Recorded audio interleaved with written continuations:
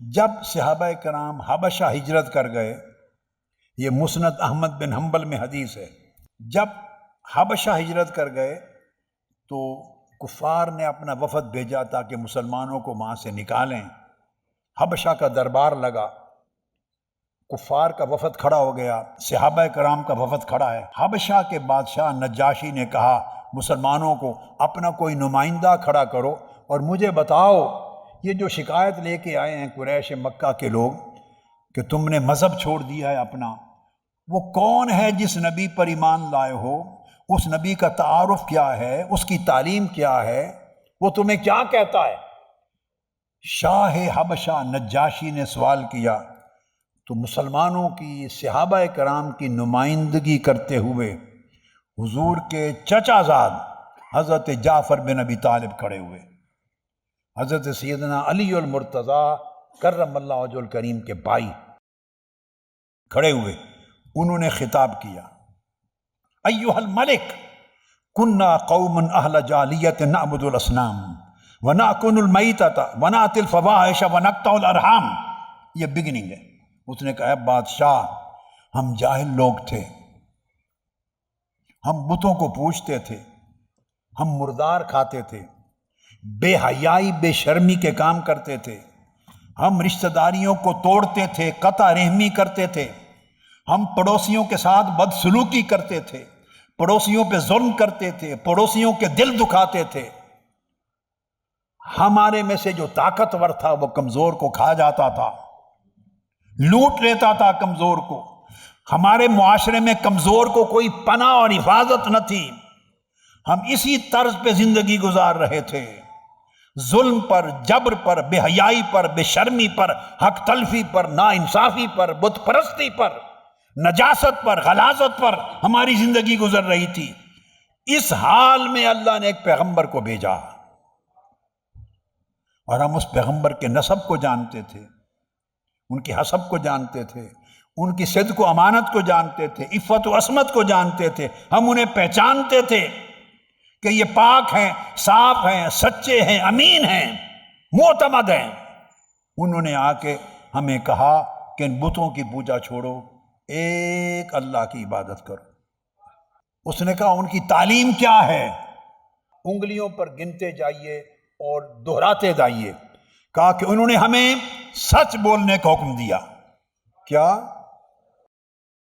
انہوں نے کہا تمہاری بات میں سچائی ہونی چاہیے، سچائی کو اپنانا ہوگا، سچ بولو، سنجیدہ بات کرو، مزاح کرو، چھوٹے سے کرو، کسی اور سے، جانور سے بھی اشارہ کرو، جو کہہ دو جانور سے بھی جھوٹ نہ بولو، سچ بولو، سچائی کے پیکر بنو۔ وہ ادا الامانہ، اور امانت کو صحیح طریقے سے اس نے حکم دیا ادا کیا کرو۔ وصلۃ الرحم، اور خونی رشتوں کو ہمیشہ جوڑا کرو۔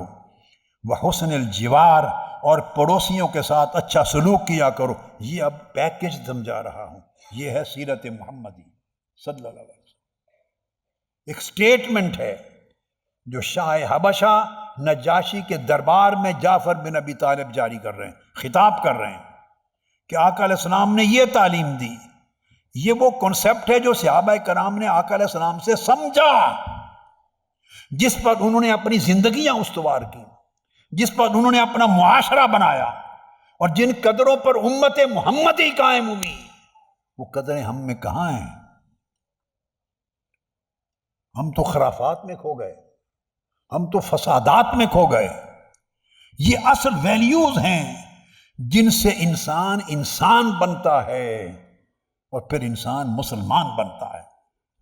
انہوں نے ہمیں کیا کہا کہ جب بولو سچ بولو، جب امانت رکھی جائے ادا کرو، اس میں خیانت نہ کرو، خونی رشتہ دار زیادتی بھی کرے تو تم بھلائی کرو، جو پڑوسی ہو اس کے ساتھ اچھا سلوک کرو، حرام کاموں سے بچو، قتل و غارت سے بچو، برے بے حیائی کے فحاشی کے کاموں سے رکو، جھوٹ بولنے سے پرہیز کرو، یتیم کا مال کبھی نہ کھاؤ، اور پرامن پاکیزہ عورتوں پہ کبھی تہمت نہ لگاؤ۔ انہوں نے ہمیں یہ 10 تعلیمات دیں۔ 10 کتنی؟ اور آپ دیکھیے یہ 10 کی 10 تعلیمات ابھی الوہیات پر نہیں ہیں، یہ سب انسانیات پر ہیں، حقوق اللہ پر نہیں، یہ حقوق العباد پر ہیں۔ انسانی قدریں سکھا رہے ہیں، ہیومن ویلیوز سکھا رہے ہیں، مورل ویلیوز سکھا رہے ہیں، ایتھیکل ویلیوز سکھا رہے ہیں، ہیومینٹی کا بیوٹی سکھا رہے ہیں، لوگوں کے حقوق۔ ظلم نہ کرو، رحمت کے پیکر بنو، سچائی کے پیکر بنو، خیر کے پیکر بنو، حیا کے پیکر بنو، طہارت اور پاکیزگی کے پیکر بنو، تمہارے ہاتھ سے ہر ایک کو راحت پہنچے، کسی کو دکھ نہ پہنچے، ایسے انسان بنو۔ انہوں نے ہمیں یہ تعلیم دی۔ 10 چیزیں بیان کر کے اس کے بعد الوہیات کی طرف آئے، عبادات کی طرف آئے، فرمایا اور پھر ساتھ کہا اللہ وحدہ لا شریک کی عبادت کرو، اور کہا کہ نماز پڑھا کرو، اور فرمایا زکوٰۃ دیا کرو اور روزے رکھا کرو۔